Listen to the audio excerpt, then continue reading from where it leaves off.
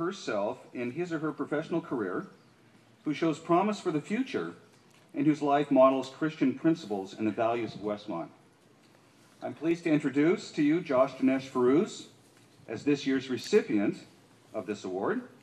Josh graduated from Westmont in 2008 with a major in philosophy and minors in English and communication studies. While a student here, Josh started a World Religions Club that sponsored a dialogue on campus between Westmont students and various groups from other religious traditions, such as the UCSB Muslim Student Association. This group also organized a visit to a Buddhist temple in Oxnard. Josh's interest in religious diversity started early.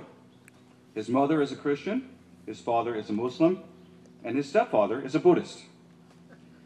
During his time at Westmont, Josh also founded a Christian nonprofit organization called All Nations Education, which, according to its website, is devoted to providing young adults in developing countries with the resources to pursue college education and the mentorship to become moral leaders. As the president of All Nations Education, Josh continues to oversee the work of this ministry in specific locations in Africa and Latin America. After leaving Westmont, Josh attended Harvard Divinity School, where he earned a master's in theological studies with an emphasis on comparative religious studies in 2010. While there, he wrote a book entitled Loving Our Religious Neighbors. Based on his experience in his multi-faith family, in this book, Josh encourages Christians to practice interacting with people of other faiths in ways that are characterized by the 9 components of the fruit of the Spirit. He also developed a curriculum to accompany this book to help Christians learn to engage more lovingly and effectively in interreligious dialogue.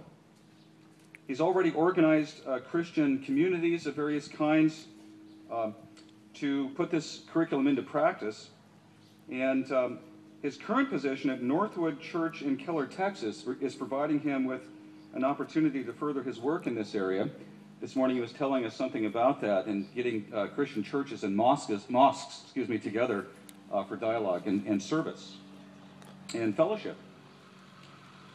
Though Josh has been away from Westmont for only 3.5 years, he's already made important contributions to the work of God's kingdom in the world. He's used the gifts that God has given him and the education and training he's received at Westmont and Harvard Divinity School to further the cause of Christ to the glory of God by enabling impoverished young adults to afford a college education based on Christian principles, and by helping Christians reach out in Christ-like ways to people of other faiths. Josh has given those of us who had the pleasure and privilege of teaching and mentoring him here many reasons to be proud of his aspirations and accomplishments. Please join me now in congratulating this year's recipient of the Young Alumni Award, Josh Daneshforooz.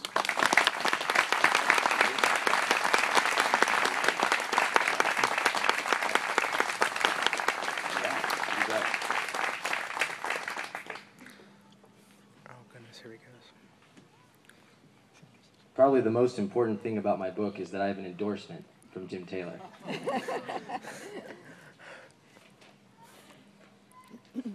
As Professor Taylor mentioned, I grew up straddling 2 worlds. My mother is a Christian from Las Vegas, and my father is a Muslim from Iran.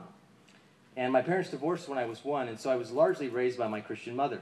And she instilled in me a profound faith in God and a profound belief that Jesus Christ is the one who binds the cosmos together. And as I got older, I began to ask questions like, what does it mean for me to be a Christian as I live in a family of religious diversity? And more broadly, what does it mean for me to be a Christian as I live in a society and in a world of religious diversity and in an age of globalization? So when I came to Westmont, Westmont offered me a nurturing community of faith where I could honestly and openly and rigorously pursue answers to some of life's most difficult existential questions. And while I was here, I encountered something that profoundly changed my life. I encountered professors who were not only highly competent in their fields, but they were also deeply faithful in their relationship with God. And I'd never seen that before. And my professors became mentors and friends. And I can remember a few of the things that they've said to me. Professor Dr. Farhadian said, he taught me how to hold my deepest convictions with intellectual humility and civility. Dr. Spencer taught me that rhetoric is not merely about persuading other people, but it's about learning to love appropriately through speech. Dr. Vandermeer taught me that writing is about going in circles in order to get things straight. Dr. Beebe taught me how to balance my interests in theology and philosophy with my interests in creating business models that engender social value in the world. Dr. Taylor taught me to think critically so that I can spend the rest of my life growing in wisdom and knowledge and love of God. Ben Patterson taught me that the Sabbath is a command, it's not a suggestion. The Sabbath is a basic human need. And as Dr. Taylor mentioned, while I was a student here, I started to organize interreligious dialogue events on campus. And there was an incredible interest. I mean, I'd send out one all-campus email, and the events would just be mobbed with students. Leading initiatives like this on campus has equipped me and prepared me to lead initiatives like this in broader society. And so what I've been doing is I've been leading Loving Our Religious Neighbors campaigns, which goes along with the curriculum that I developed in different evangelical and Muslim communities around the country. And what we do is we partner together, we learn a biblical foundation from which we engage broader society, and then we serve society together locally. And we learn about each other's traditions by visiting churches and mosques, and we learn to have one conversation rather than, as it often is, having two conversations, a private Christian conversation about others, and then a public conversation that waters down the faith.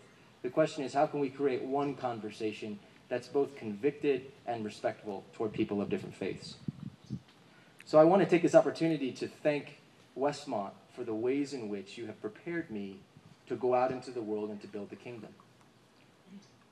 But I want to pause and say that none of this would have been possible. I would have never attended Westmont if it weren't for one person in my life. And that one person is my mom. My mom is the deepest, wisest, most godly person I know. She's my inspiration. I can remember when I was in high school, I was sitting in the living room with my mom, and she said, she never went to college herself. And she said, Josh, no matter what you do in life, I'll support you. You could be a garbage man, or you could be the President of the United States. No matter what you do, I'll support you. But you need to go to college first. And she said, I don't know how you're going to get there, but you need to do it. My mom has been my inspiration and my best friend, and I would not be where I am today if it weren't for her. So, Mom, will you stand? And will you thank my mom with me, please?